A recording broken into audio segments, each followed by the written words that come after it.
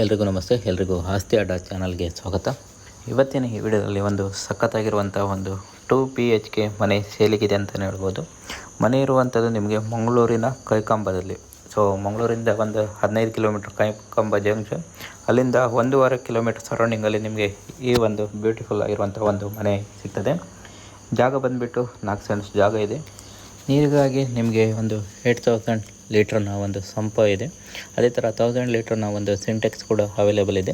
ಪಂಚಾಯತ್ ನೀರು, ಅದೇ ಥರ ಒಂದು ಬೋರ್ವೆಲ್ ಫೆಸಿಲಿಟಿ ಕೂಡ ನಿಮಗೆ ಈ ಮನೇಲಿ ಸಿಗ್ತದೆ ಅಂತಲೇ ಹೇಳ್ಬೋದು. ಯಾರೆಲ್ಲ ಒಂದು ಬಜೆಟ್ ರೇಂಜಲ್ಲಿ ಮನೆ ಹುಡ್ತಿದ್ದಾರೆ ನೋಡಿ, ಅವ್ರಿಗೆ ಬೆಸ್ಟ್ ಅಂತಲೇ ಹೇಳ್ಬೋದು. ಅದಲ್ಲದೆ ನಿಮಗೆ ಇದು ಇಲ್ಲಿಂದ ನಿಮಗೆ ಮಂಗಳೂರು ಏರ್ಪೋರ್ಟ್ ಬಂದುಬಿಟ್ಟು ಬರೀ 7 ಕಿಲೋಮೀಟ್ರ್ ಅಂತಲೇ ಹೇಳ್ಬೋದು.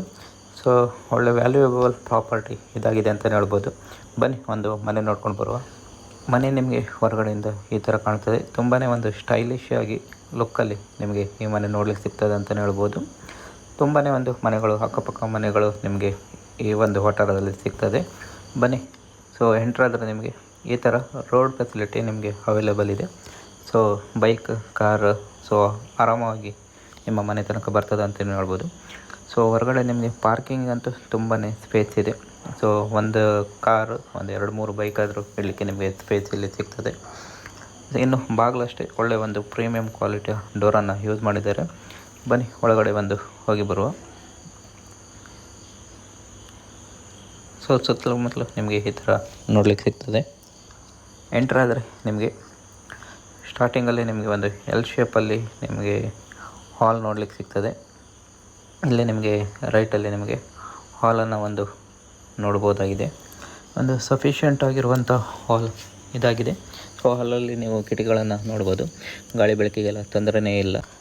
ಇನ್ನು ಹಾಲ್ ದಾಟಿ ಮುಂದಕ್ಕೆ ಹೋದರೆ ನಿಮಗೆ ಇಲ್ಲೇ ನಿಮಗೆ ಫಸ್ಟ್ ಒಂದು ಕಾಮನ್ ವಾಶ್ರೂಮನ್ನು ನೋಡ್ಬೋದಾಗಿದೆ. ಒಳ್ಳೆಯ ಕ್ವಾಲಿಟಿಯ ಪ್ರಾಡಕ್ಟನ್ನು ಯೂಸ್ ಮಾಡಿದ್ದಾರೆ. ಸೊ ಇದೊಂದು ಕಾಮನ್ ವಾಶ್ರೂಮ್. ಈ ಮನೆಯಲ್ಲಿ ಒಟ್ಟು 2 ವಾಶ್ರೂಮ್ಗಳನ್ನು ಕೂಡ ನೀವು ನೋಡ್ಬೋದಾಗಿದೆ. ನೆಕ್ಸ್ಟ್ ಇನ್ನು ಮುಂದುವರಿತಾ ಹೋದರೆ ಇದು ನಿಮಗೆ ಒಂದು ಕಾಮನ್ ಬೆಡ್ರೂಮ್ ಇದಾಗಿದೆ. ಬೆಡ್ರೂಮ್ ಕೂಡ ಅಷ್ಟೇ ತುಂಬಾ ಒಂದು ಸ್ಪೇಷಿಯಸ್ ಆಗಿದೆ. ಬೆಡ್ರೂಮ್ಗಳಲ್ಲಿ ನಿಮಗೆ 2 ಕಿಟಕಿಗಳನ್ನು ನೋಡ್ಬೋದು. ಗಾಳಿ ಬೆಳಕೆಲ್ಲ ಒಂದು ಆರಾಮವಾಗಿ ಬರ್ತದೆ. ಇನ್ನು ಮುಂದುವರಿತಾ ಇನ್ನೊಂದು ಸೆಕೆಂಡ್ ಬೆಡ್ರೂಮ್. ಇದೊಂದು ಮಾಸ್ಟರ್ ಬೆಡ್ರೂಮ್ ಆಗಿದೆ. ಇಲ್ಲಿ ಒಂದು ವಾಶ್ರೂಮ್ಗಳನ್ನು ನೀವು ಒಂದು ನೋಡ್ಬೋದು.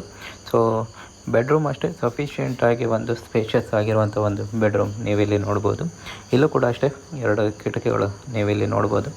ಗಾಳಿ ಬೆಳಕು ಎನಿ ಟೈಮ್ ನಿಮಗೆ ಮನೆ ಒಳಗಡೆ ಇರ್ತದೆ ಅಂತ ನೋಡ್ಬೋದು.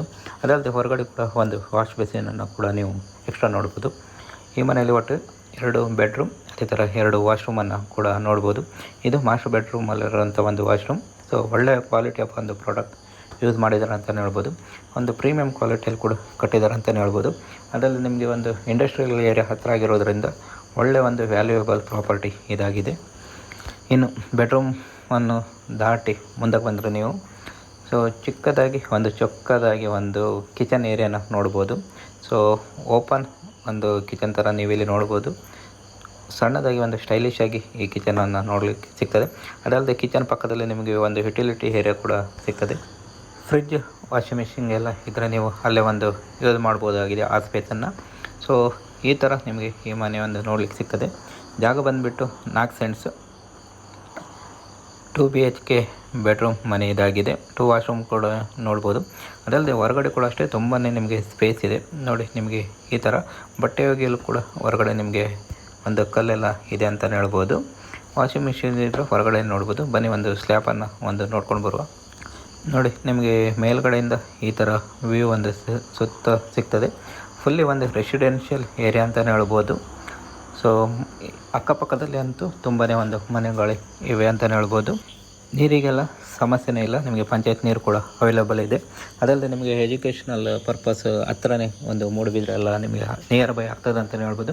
ಒಂದು 15 to 20 ಕಿಲೋಮೀಟ್ರ್ ನಿಮಗೆ ಮೂಡುಬಿದ್ರೆ ಆದರೆ ಮಂಗಳೂರು ಒಂದು 15 ಕಿಲೋಮೀಟ್ರ್ ಅಂತಲೇ ಹೇಳ್ಬೋದು. ಅದೇ ಥರ ಒಂದು ಬಜ್ಪೆ ವಿಮಾನ ನಿಲ್ದಾಣ ಕೂಡ ಇಲ್ಲಿಂದ 7 ಕಿಲೋಮೀಟ್ರ್.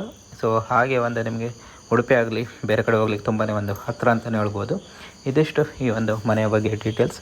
ಜಾಗ ಬಂದುಬಿಟ್ಟು 4 ಸೆಂಟ್ಸ್, 2 BHK ಮನೆ.